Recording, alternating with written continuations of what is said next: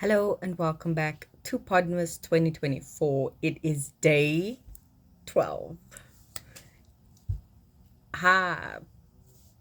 We are there. It is 12 days in. I'm shocked myself. Okay, today's question: how do I improve my podcasting skills? Time generally heals all wounds, but time also gives you time to actually improve skills. So I've mentioned this several times when it comes to equipment and hosting and all the things.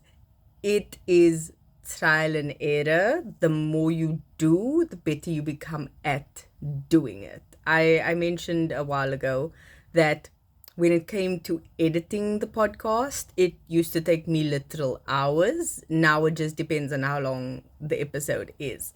I usually give myself 4 to 5 times the amount of minutes the episode is. That's kind of my metric in terms of editing time. So if a podcast episode is short like this, maybe 5 minutes, not even, it'll take me 4 to 5 times that amount of minutes to edit the podcast. I know that for a fact. I can get it up faster if I'm pressed for time. It's something you learn as you go. And the best thing I can say to how can you improve is, firstly, watch other people or listen to other podcasts and see what they do and how they do it in comparison to your own. I know comparison is the thief of joy. That's not what I'm saying. I'm saying imitation is the best form of flattery. See what they do and try to imitate them, not to post it online, but to rather learn how they do that and be just like, okay, is this something I'm going to do for myself going forward, or not a chance because it's just too much effort?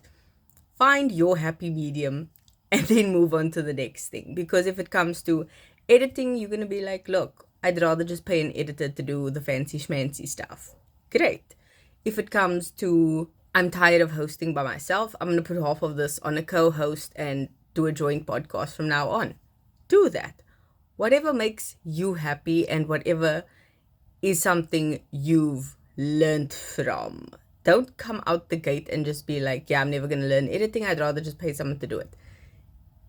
If you can afford it, do that. But learning it on your own is always the best skill to learn.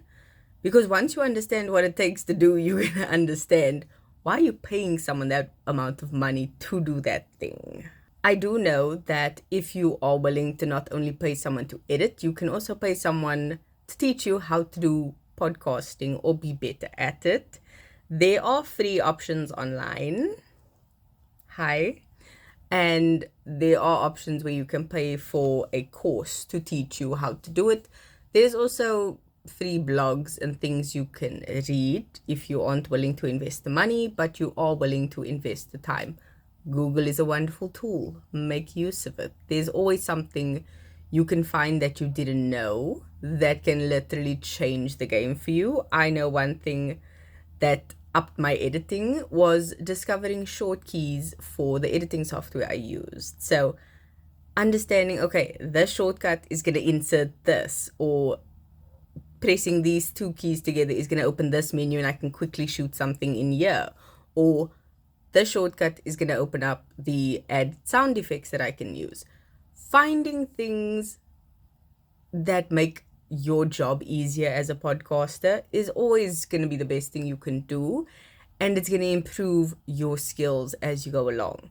And those things are things you find in the weirdest of places, especially by listening to other podcasters. So find what you would like to improve on.